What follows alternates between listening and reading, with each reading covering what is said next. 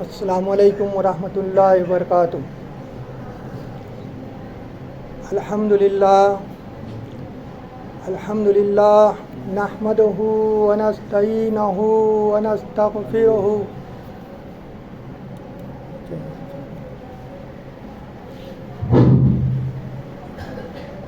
السلام علیکم ورحمۃ اللہ وبرکاتہ۔ الحمد للہ نحمده ونستعینه ونستغفره ونؤمن به ونتوکل علیہ ونعوذ باللہ من شرور انفسنا ومن سیئات اعمالنا من يهده الله فلا مضل له ومن يضلله فلا هادي له ونشهد أن لا إله إلا الله ونشهد أن محمدا عبده ورسوله يا أيها الذين آمنوا اتقوا الله حق تقاته ولا تموتن إلا وأنتم مسلمون يا أيها الناس اتقوا ربكم الذي خلقكم من نفس واحدة وخلق منها زوجها وبث منهما رجالا كثيرا ونساء واتقوا الله الذي تساءلون به والأرحام إن الله كان عليكم رقيبا يا أيها الذين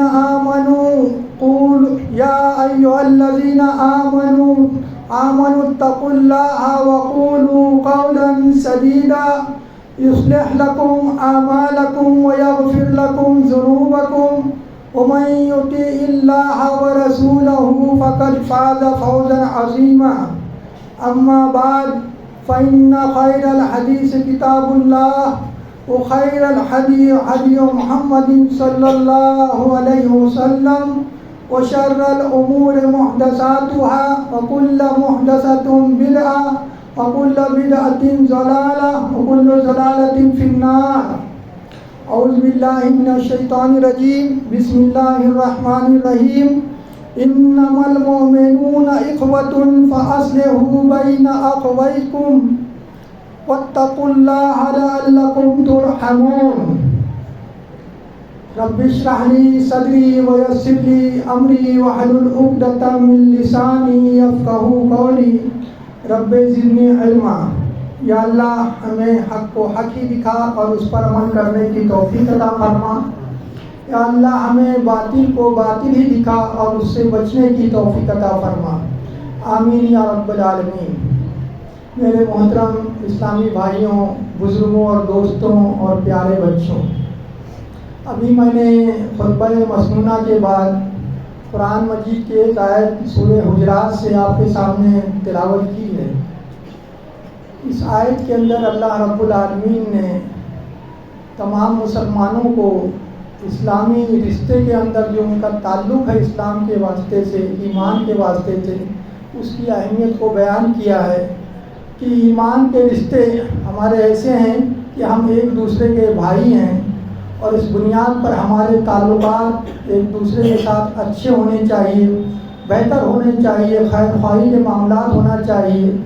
اور انسانوں کو اللہ سے ڈرتے رہنا چاہیے تاکہ اللہ رب العالمین کی ان پر رحمت نازل۔ ابھی میں نے جو یہ آیت پڑھی ہے اور اس کو میں نے اپنے اس خطبے کا عنوان اس لیے بنایا ہے کہ ابھی فی الحال ہماری اس ریاست کے اندر انتخابات کا ماحول ہے۔ 20 تاریخ کو انشاءاللہ انتخابات ہوں گے۔ مسلمان مختلف جماعتوں کے اندر بٹے ہوئے ہیں، ہر پارٹی کے اندر مسلم کینڈیڈیٹ ملتے ہیں، کم و بیش ہیں، یہ الگ مسئلہ ہے۔ ہماری اس کے اندر کتنی حصہ داری ہے، کتنی کم ہے، یہ الگ مسئلہ ہے۔ بہت سارے مسلمان آزاد امیدوار بھی کھڑے ہوتے ہیں۔ تو ان الیکشن کی بنیاد پر مسلمانوں کے تعلقات کہیں آپس میں خراب نہ ہوں، مسلمان ایک دوسرے کے دشمن نہ بنیں، ایک دوسرے کے ساتھ ظلم و زیادتی کرنے والے نہ بنیں، اس بات کو مد نظر رکھتے ہوئے یا خطبہ میں نے یہاں رکھنے کی جو ہے سوچا کہ تاکہ ہمارے ذہن میں اسلامی اخوت کی اہمیت ہمیشہ ہمارے نگاہ میں رہے. ہمارا یہ شہر جس میں ہم رہتے بستے ہیں، یہاں بھی مسلمان دو مختلف گروہوں میں بٹے ہوئے ہیں اور یہاں بھی انتخابات کا ماحول کافی گرم ہے. تو اس بنیاد پر ہمارے اندر آپس میں لڑائی جھگڑا نہیں ہونا چاہیے. ہمارے اندر ایک دوسرے سے نفرت اور عداوت مار پیٹ یہ ساری چیز نہیں ہونا چاہیے، بلکہ اس کو انتخاب کی حد تک ہی رکھیں. کامیابی یا ناکامی، جیت اور ہار اصل اس دنیا کی جیت اور ہار نہیں ہے. اگر انسان اس دنیا کے اندر جیت بھی جاتا ہے اور اس جیت کی وجہ سے اگر اسے آخرت میں نقصان اٹھانا پڑتا ہے، آخرت میں وہ اس جیت کی وجہ سے ہار کا شکار ہو جاتا ہے، اس کے مقدر ہار بن جاتی ہے، تو یہ اس کے لیے بڑی ناکامی کی اور بدبختی کی بات ہوگی. اس لیے کہ اللہ تعالیٰ قرآن مجید میں فرماتے ہیں کہ کل نفس ذائقۃ الموت وانما توفون اجورکم یوم القیامہ فمن زحزح عن النار وادخل الجنۃ فقد فاز وما الحیاۃ الدنیا الا متاع الغرور. کہ ہر نفس کو موت کا ذائقہ چکھنا ہے، ہر انسان کو مرنا ہے، اور ہر انسان قیامت کے دن اپنے اعمال کا پورا بدلہ پائے گا. تو جو وہاں آتش دوزخ سے یعنی جہنم سے بچا لیا گیا اور جنت میں داخل کر دیا گیا، وہی اصل میں کامیاب ہے. رہی یہ دنیا کی زندگی تو یہ دھوکے کی چیز ہے. تو لہذا یہ چیز ہماری نگاہ میں رہنی چاہیے کہ ہم آخرت میں کامیاب ہو جائیں. اور آخرت میں کامیاب ہونے کا جو نسخہ نبی صلی اللہ علیہ وسلم نے ہمیں بتایا ہے کہ انسان آخرت میں کیسے کامیاب ہو سکتا ہے. کہ اللہ کے نبی صلی اللہ علیہ وسلم نے فرمایا تم میں سے کوئی شخص جنت میں داخل نہیں ہو سکتا جب تک کہ وہ مومن نہ بن جائے.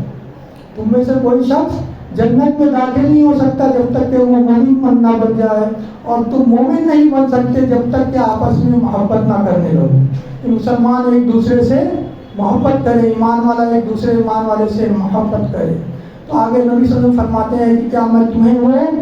عمل نہ بتاؤں، وہ ترکیب نہ بتاؤں کہ جس کی بنیاد پر تم ایک دوسرے سے محبت کرنے لگو گے، کہ آپس میں سلام کو پھیلاؤ. کہ سلام السلام علیکم، اس کی روح کیا ہے، اس کا معنی و مطلب کیا ہے، اس کو ہمیں جاننا چاہیے. تو یہ جنت میں جانے کا مسلمانوں کے لیے نبی صلی اللہ علیہ وسلم نے فرمایا ہے کہ یہ آسان نسخہ ہے کہ وہ آپس میں ایک دوسرے کے لیے سلامتی بنے، ایک دوسرے کے لیے رحمت بنے.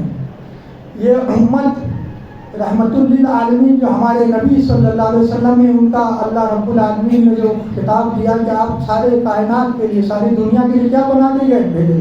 رحمت للعالمین بنا کے بھیجے. اللہ رب العالمین اپنی خاص صفت، اپنا صفاتی نام جو ہے خاص، جسے اللہ کو بڑی محبت ہے کہ رحمان اور رحیم ہے. اس لیے قرآن مجید میں اللہ تعالیٰ نے اپنی صفت، ہم جو دعائیں کرتے ہیں اس کی قبولیت کے لیے جو واسطہ دیتے ہیں، یا ارحم الراحمین ہے نا اللہ رب العالمین. اللہ کے نبی صلی اللہ علیہ وسلم ایک بار اس آیت کو مسلسل تلاوت کرتے رہے کہ جب رب اغفر وارحم وانت خیر الراحمین، کہ اے ہمارے رب رب اغفر، ہماری مغفرت فرما، ہم پر رحم فرما، اور تو بہت ہی زیادہ رحم کرنے والا اور معاف کر. تو اللہ کی صفت یہ ہے کہ وہ معاف کرنے والا ہے، رحم کرنے والا ہے. ہمارے نبی کی یہ تعریف اللہ تعالیٰ نے بیان کی کہ آپ ساری دنیا کے لیے رحمت ہیں. تو لہٰذا ہم بھی مسلمان بحیثیت امت ایک دوسرے کے لیے رحمت کا باعث ہونا چاہیے. ایک دوسرے کے لیے خیر خواہی ہمارے دلوں کے اندر ہونی چاہیے. ایک دوسرے سے نفرت اور عداوت یہ نہیں ہونی چاہیے. اسی لیے اللہ کے نبی صلی اللہ علیہ وسلم نے حضرت انس رضی اللہ عنہ کو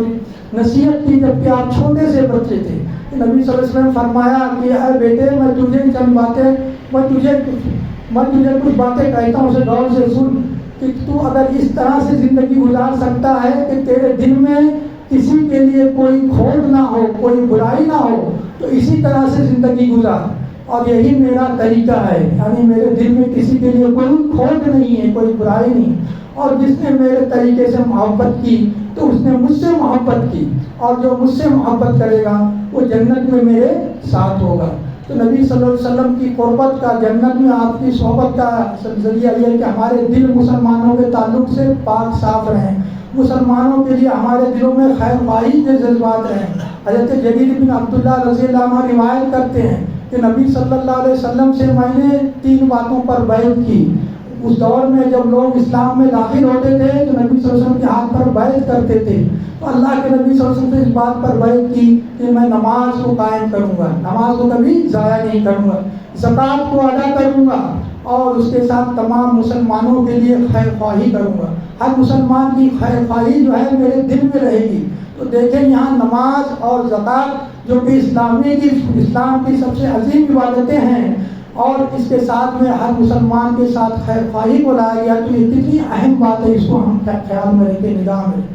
اور پھر وہ حدیث بھی ہمارے ذہنوں میں رہنی چاہیے کہ ایک مسلمان کے لیے خیر خواہی ہمارے لیے کتنے بڑے درجے کا باعث بنتی ہے، کتنا عظیم مرتبہ اللہ تعالیٰ قرآن آخرت میں اسے عطا فرمائیں گے۔ کہ اللہ کے نبی صلی اللہ علیہ وسلم نے فرمایا کہ کچھ لوگ اللہ کے بندوں میں کچھ لوگ ایسے ہیں، نہ نبی ہیں اور نہ ہی وہ صدیق ہیں، نہ ہی وہ شہداء ہیں، نہ ہی نبی ہیں اور نہ وہ شہید ہیں، لیکن نبی اور شہید بھی ان کے مرتبے پر جو اللہ تعالیٰ انہیں عطا کرے گا رشک کریں گے۔ تو لوگوں نے سوال کیا کہ اللہ کے رسول یہ کون لوگ ہوں گے کہ جن کو اللہ تعالیٰ اتنا اچھا مرتبہ دے گا کہ انبیاء اور شہداء بھی اس پر رشک کریں گے؟ تو آپ صلی اللہ علیہ وسلم نے فرمایا کہ وہ لوگ ہوں گے کہ جن کی آپس میں دنیا میں کوئی رشتہ داریاں نہیں ہوں گی، یہ رشتہ دار نہیں ہوں گے ایک دوسرے کے، نہ ہی ایک دوسرے کے کوئی تجارتی کاروبار کا تعلق ان کا ہوگا، نہ ہی کوئی مالی لین دین ہوگا، دنیا میں کوئی بھی فائدہ نہیں ہوگا، لیکن اس کے باوجود یہ ایک دوسرے سے محبت کرنے والے ہوں گے، اللہ کے دین کے لیے ایک دوسرے سے ملنے والے ہوں گے، ایک مسلمان کی خیر خواہی ان کے دلوں میں ہوگی، اللہ کے واسطے لوگوں سے ملیں گے تو ان کو اللہ تعالیٰ یہ مقام اور مرتبہ ادا کرے گا۔ اور اللہ کے نبی آگے فرماتے ہیں کہ اس دن جب کہ لوگ خوف میں ہوں گے، انہیں کسی چیز کا خوف نہیں ہوگا، لوگ اس دن غم میں مبتلا ہوں گے، انہیں کسی طرح کا غم نہیں ہوگا۔ اور اس کے بعد اللہ کے نبی صلی اللہ علیہ وسلم نے قرآن مجید کی آیت پڑھی، الا ان اولیاء اللہ لا خوف علیہم ولا هم یحزنون، کہ جان لو جو اللہ کے ولی ہیں، اللہ کے دوست ہیں، ان کے لیے کوئی خوف اور کوئی غم نہیں ہے۔ تو میرے بھائیوں، یہ چیزیں انسان کے دل میں مسلمانوں کی خیر خواہی سے ہی آئے گی۔ اللہ کے نبی صلی اللہ علیہ وسلم نے اسی لیے ان تمام باتوں کو بار بار نصیحت کی ہے مسلمانوں کو کہ جس کے ذریعے سے مسلمان ایک دوسرے کے حق کو ادا کریں۔ اللہ تعالیٰ نے جو میں نے یہ آیت آج آپ کے سامنے تلاوت کی ہے سورہ حجرات کی آیت نمبر 10، جس کے اندر کی مسلمانوں کو اللہ کے نبی صلی اللہ تعالیٰ نے نصیحت کی ہے کہ وہ اپنے مسلمانوں کے ساتھ بھائیوں کے جیسا معاملہ کریں۔ اسی کے بعد آیت نمبر 11 میں اور 12 میں اللہ تعالیٰ نے ان تمام باتوں سے مسلمانوں کو روکا ہے، منع کیا ہے، نصیحت کی ہے کہ ان کاموں سے بچے انسان، ان باتوں سے بچے انسان، کیونکہ اس کی وجہ سے انسان کے تعلقات خراب ہوتے ہیں، آپس میں دشمنی ہوتی ہے، نفرتیں ہوتی ہیں، عداوتیں ہوتی ہیں۔ اسی لیے اللہ تعالیٰ نے فرمایا کہ کوئی مرد کسی مرد کا مذاق نہ اڑائے، نہ کوئی عورت کسی عورت کا مذاق اڑائے، کیونکہ مذاق اڑانے میں ہم دیکھتے ہیں کہ آپس میں کیا ہوتا ہے، بعد میں دوستی دشمنی کے اندر بدل جاتی ہے، لفڑے جھگڑے شروع ہو جاتے ہیں، رشتے داریاں ٹوٹ جاتی ہیں۔ تو اس طرح سے مسلمانوں کو ان باتوں سے منع کیا گیا ہے۔ اس کے ساتھ میں پھر مسلمانوں کو کہا گیا کہ کوئی ایک دوسرے کے اوپر عیب نہ لگائے، عیب تراشی نہ کرے، کوئی کسی کے اندر کوئی برے القاب کرے، اس کو برے نام سے نہ یاد کرے، کوئی کسی کی جاسوسی نہ کرے، کوئی کسی کے پیچھے اس کی غیبت نہ کرے، تو نہ ہی کسی کے بارے میں برا گمان کرے، برا سوچ کرے۔ یہ ساری چیزیں کیا ہے، تعلقات کو خراب کرنے والی ہوتی ہیں۔ تو اللہ تعالیٰ نے اس طرح سے نصیحت کر کے ان باتوں سے مسلمانوں کو روکا ہے، منع کیا ہے کہ تاکہ اس کی وجہ سے مسلمانوں کے تعلقات اچھے ہوں اور تمام انسانوں کے تعلقات اچھے ہوں۔ تو یہ آیتیں ہمارے ذہن میں رہنی چاہیے کہ ہم کس طرح سے اپنے تعلقات لوگوں کے ساتھ استوار کرتے ہیں۔ اللہ کے نبی صلی اللہ علیہ وسلم نے فرمایا مسلمانوں کے بارے میں کہ تم مسلمانوں کو آپس میں رحم کرنے میں اور ایک دوسرے کے سے محبت کرنے میں اور ایک دوسرے کی طرف جھکنے میں اس طرح سے دیکھو گے کہ جیسے ایک جسم کا حال ہوتا ہے۔ جسم کی مثال دی ہے کہ جسم کے کسی ایک حصے کے اندر اگر انسان کو تکلیف پہنچتی ہے تو اس کے جسم کے دوسرے اعضاء بھی بخار کے اندر، بے خوابی کے اندر اس کا ساتھ دیتے ہیں۔ اور اس کا ساتھ دیتے ہیں. تو اس طرح سے اللہ کے نبی صلی اللہ علیہ وسلم نے مسلمانوں کی مثال ایک جسم کی دی ہے. دوسری روایتوں میں ایک عمارت کی دی ہے کہ مسلمان ایک عمارت کی طرح ہے کہ عمارت کا ایک حصہ دوسرے حصے کو تقویت پہنچاتا ہے, مضبوطی پہنچاتا ہے. اور اس کے بعد اللہ کے نبی صلی اللہ علیہ وسلم نے اپنے ہاتھوں کی انگلیاں ایک دوسرے کے اندر پیوست کر کے بتائیں کہ اس طرح سے مسلمان ایک دوسرے سے کے لیے قوت کا اور طاقت کا باعث بنتے ہیں. تو اس طرح سے ہمیں یہ حدیثیں ہمارے ذہنوں میں رہنی چاہیے تاکہ ہم کسی وقت کسی کے ساتھ کوئی ظلم زیادتی نہ کریں, کسی کے ساتھ کوئی اس کے حق کی نہ جو ہے تلفی نہ کریں. اللہ کے نبی صلی اللہ علیہ وسلم نے مسلمانوں کے بارے میں کہا کہ مسلمان نہ کسی مسلمان کے اوپر ظلم کرتا ہے, نہ ہی اس کو بے یار و مددگار چھوڑتا ہے. مسلمان کا بھائی ہے, نہ وہ اس کے اوپر ظلم کرتا ہے, نہ وہ اس کو بے یار و مددگار چھوڑتا ہے. اور جب مسلمان جو ہے کسی مسلمان کی کسی پریشانی کو دور کرے گا یا کوئی کسی کام میں مدد کرے گا تو اللہ تعالیٰ اس کی مدد کے اندر لگ جاتا ہے. کوئی مسلمان کی پریشانی دور کرے گا, اللہ قیامت کے دن اس کی پریشانی کو دور کرے گا. کوئی کسی مسلمان کی کوئی پردہ پوشی کرے گا تو اللہ تعالیٰ قیامت کے دن اس کی پردہ پوشی فرمائیں گے. کتنا عظیم مرتبہ ہے, کتنا عظیم اجر ہے اس کا, اس کو ہمیں اپنی نگاہ میں رکھنا چاہیے. اللہ تعالیٰ نے خود قرآن مجید میں مسلمانوں کی جان اور مال اور عزت آبرو کو محترم ٹھہرایا. اللہ کے نبی صلی اللہ علیہ وسلم نے حجۃ الوداع کے موقع پر جب کہ آپ خطبہ دے رہے تھے, اس میں آپ صلی اللہ علیہ وسلم نے فرمایا کہ تمہارے ایک مسلمان کی جان, اس کا مال اور اس کی عزت آبرو اسی طرح سے محترم ہے جس طرح سے آج کا یہ دن, آج اور یہ مہینہ اور یہ شہر محترم ہے. کہ جس طرح سے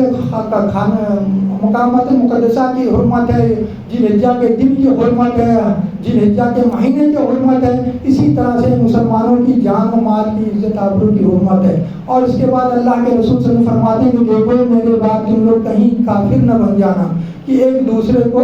گردنیں مارنے لگ جاؤ. تو مسلمانوں کا قتل, کسی انسان کا قتل اور خاص طور سے بے گناہ انسان کا قتل تو یہ اللہ کے نزدیک بڑی عظیم چیز ہے, لیکن مسلمان کا قتل یہ بہت بڑا گناہ ہے. کسی مسلمان کو بغیر کسی وجہ کے قتل کر دینا یہ ہمیشہ انسان کو جہنم میں جانے کا ذریعہ بن جاتا ہے. اللہ تعالیٰ قرآن مجید میں فرماتا ہے وَمَن يَقْتُلْ مُؤْمِنًا مُتَعَمِّدًا فَجَزَاؤُهُ جَهَنَّمُ خَالِدِينَ فِيهَا وَغَضِبَ اللَّهُ عَلَيْهِ وَلَعَنَهُ وَأَعَدَّ لَهُمْ عَذَابًا عَظِيمًا. رہا وہ شخص جو کسی مومن کو جان بوجھ کر قتل کرے تو اس کی جزا جہنم کے ہے جس میں وہ ہمیشہ رہے گا, اور اس پر اللہ کا غضب ہے اور اس کی لعنت ہے, اور اللہ نے اس کے لیے سخت عذاب مہیا کر رکھا ہے. تو لہذا اس بات کو جان رکھیں کہ کسی مسلمان کو انجانے میں جان بوجھ کر تکلیف پہنچانا یہ بہت بڑا گناہ ہے, اس سے ہم کو بچنا چاہیے. اور اللہ کے نبی صلی اللہ علیہ وسلم نے اس کی بڑی تاکید بیان کی کہ وہ مسلمان کے بارے میں ہم کو وہی چیز سوچنا چاہیے, وہی پسند کرنا چاہیے جو ہم اپنے لیے پسند کرتے ہیں. اسی لیے اللہ کے نبی صلی اللہ علیہ وسلم فرمایا کہ مسلمان کے لیے کیا ہے, آئینے کی مثال دی ہے, آئینے کی طرح سے ہے کہ وہ مسلمان کا آئینہ ہے اور اس کا بھائی ہے, وہ اس کو بربادی سے بچاتا ہے اور اس کے پیچھے اس کی حفاظت کرتا ہے. آئینے کا کیا خصوصیت ہے, آئینے کی کیا تعریف ہے کہ جب ہم کسی آئینے کے سامنے کھڑے ہوتے ہیں, شیشے کے سامنے کھڑے ہوتے ہیں تو ہمارے اندر جو چیزیں ہوتی ہیں وہ آئینہ صاف صاف بتا دیتا ہے. اس کے اندر نہ زیادتی کرتا ہے اور نہ ہی کمی کرتا ہے. اگر ہمارے چہرے پر کوئی گندگی لگی ہے, کوئی خرابی ہے, وہ بھی بتا دیتا ہے, اور اس کے اندر کوئی خوبیاں ہیں, اچھائیاں ہیں تو وہ چیز بھی آئینہ ہمیں بتا دیتا ہے کہ آج یہاں اتنے اچھے اسمارٹ نظر آ رہے ہو, اتنے خوبصورت نظر آ رہے ہو, یا اتنے گندے خراب نظر آ رہے ہو. تو دونوں طرح سے ایک مسلمان کے لیے کیا ہے, اس کے خوبیوں کی اس کی خوبیوں کی اہمیت جو اس کے ذہن میں رہنا چاہیے, اور اس کے اندر اگر کوئی کمی ہے, کوتاہی ہے تو پھر اس کو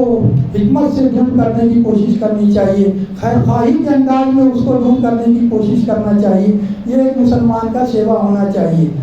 اس کے لیے ہمیں بڑی قربانی کی ضرورت ہے. اس کے لیے انسان کو بڑے صبر کی ضرورت ہے. بعض موقعوں پر ایسا ہوتا ہے کہ ہمارے مخالفین کے اندر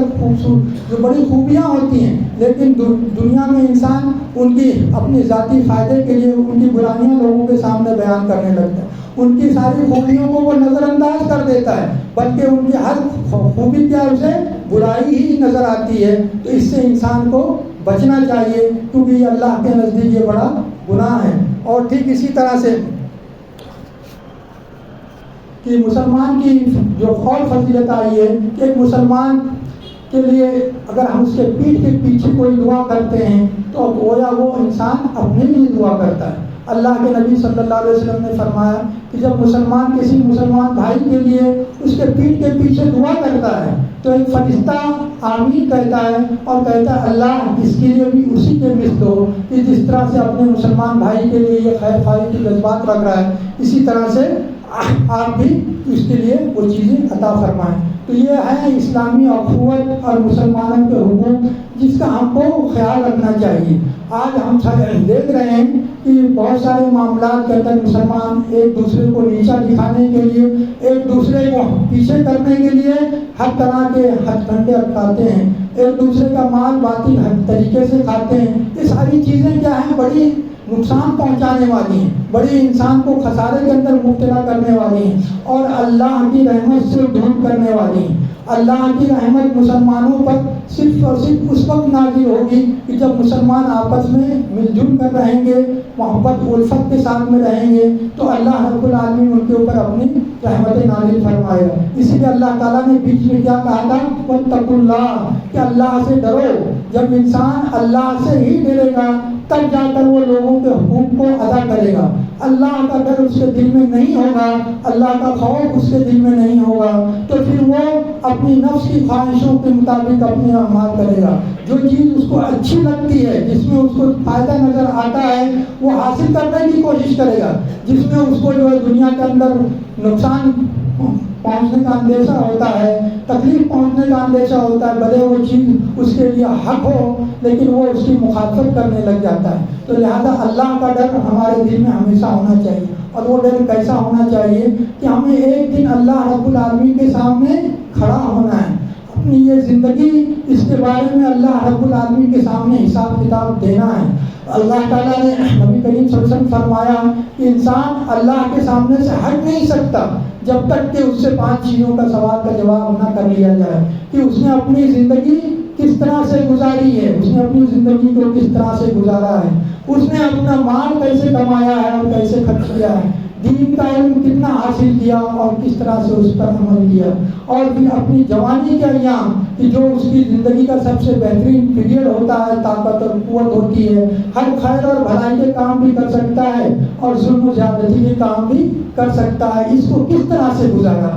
تو اس کو ہمارے نگاہ میں یہ باتیں رہنی چاہیے تاکہ ہم اس دن کے کامیاب ہو جائیں۔ اس دنیا کی کامیابی اور ناکامی تو یہ جیسے کہ میں نے آج آپ لوگوں کے سامنے تلاوت کی، یہ عارضی چیز ہے، موت آتے ہی سارا معاملہ ختم ہو جاتا ہے، آنکھیں بند ہوتے ہی سارے رشتے ناطے ابتدا سب ختم ہو جاتا ہے، مال دولت یہیں رہ جاتا ہے، کتنی بڑی بھی انسان نے پوزیشن حاصل کی ہو سب لے جا کر اسے 6 فٹ کے قبر گڈھے میں جو ہے دفن کر دیتے ہیں۔ 1-2 دن کچھ لوگ یاد رکھتے ہیں، اگر اس نے کچھ اس دنیا میں کارنامہ کیا ہے تو لوگ سال میں ایک بار اس کے لیے کچھ پروگرامس رکھ لیتے ہیں اور اس کی موت کے وقت اس کو کیا کہتے ہیں کہ خیر سگالی کے پیغام وغیرہ جو ہے اس کے پاس پہنچانے کی کوشش کرتے ہیں، جو کہ ایک عارضی چیز ہوتی ہے۔ تو یہ دنیا کی حقیقت یہی ہے میرے بھائیوں، اصل زندگی آخرت کی زندگی ہے۔ اللہ تعالیٰ نے قرآن مجید میں بار بار نصیحت کی ہے کہ آخرت میں جو ہے انسان نہ مرے گا اور نہ ہی جیے، جو جہنمی انسان ہے وہ اس کی ایسی کیفیت ہوگی کہ نہ اس میں مرے گا اور نہ ہی جیے گا، بڑی تکلیف کی زندگی میں ہوگی، اور جنتی لوگ جو ہیں وہ ہمیشہ خوشحالی کی زندگی میں ہوں گے، عیش و آرام کی زندگی میں ہوں گے، انہیں کبھی موت نہیں آئے گی، نہ ہی ان کی نعمتیں ان سے کبھی چھینی جائیں گی، اللہ رب العالمین ان سے ہمیشہ راضی ہوگا، نہ کبھی وہ بیمار ہوں گے اور نہ ہی انہیں کوئی دکھ اور درد وہاں پر ہوگا، بلکہ ہمیشہ سلامتی کی زندگی ہوگی۔ تو یہ چیز ہماری نگاہ میں رہنا چاہیے، اس کی وجہ سے ہمیں اپنے تعلقات کو اس دنیا کے اندر خاص طور سے مسلمانوں کے ساتھ میں ہمارے تعلقات بہتر ہونا چاہیے، بعثت مسلم تو ہمارا تمام انسانوں کے ساتھ میں اچھا تعلق ہونا چاہیے. ہم تمام انسانوں کے لیے اس امت کو امت خیر اللہ تعالیٰ نے کہا ہے کہ تمام انسانوں کے لیے امت رحمت ہے، اور اس کی رحمت یہ ہے، ان کی خیر خواہی ہے کہ سب سے پہلے انہیں جہنم کے عذاب سے بچانے کی فکر کریں اور ان کو صحیح راستہ بتانے کی کوشش کریں، خود بھی اس پر عمل کریں اور کامیابی پہ صراط مستقیم پر اس کی راہ پر چلیں اور لوگوں کو بھی اسی راہ پر لانے کی کوشش کریں. اسی کے ساتھ میں اپنی باتوں کو ختم کرتا ہوں. اللہ تعالیٰ سے دعا ہے کہ اللہ رب العالمین موجودہ جو حالات ہیں انتخابات کے ہمارے شہر مہاراشٹر کے اندر، اس میں ایسے لوگوں کو اللہ کامیاب کر، ایسے لوگوں کو منتخب فرما کہ جو مسلمانوں کے لیے خیر کا بھلائی کا باعث ہوں، مسلمانوں کے لیے آسانی کا باعث ہوں. اور ہمارے شہر میں بھی اللہ رب العالمین ایسے شخص کی طرف لوگوں کی توجہ مبذول کرائے، لوگوں کو ایسے شخص کو ووٹ دینے کی توفیق عطا فرمائے کہ جو ہمارے شہر کے لیے خیر کا بھلائی کا کام کرنے والے ہوں، مسلمانوں کے لیے خیر و بھلائی کے جذبات رکھتے ہوں، مسلمانوں کی اصلاح کا کام کرنے والے ہوں، ہمارے شہر کو فتنہ و فساد سے پاک رکھنے والے ہوں، امن اور بھائی چارگی کا ماحول بنانے والے ہوں. اللہ تعالیٰ ایسے لوگوں کو کامیابی عطا فرما. سبحان ربک رب العزت عما یصفون وسلام علی المرسلین والحمد للہ رب العالمین.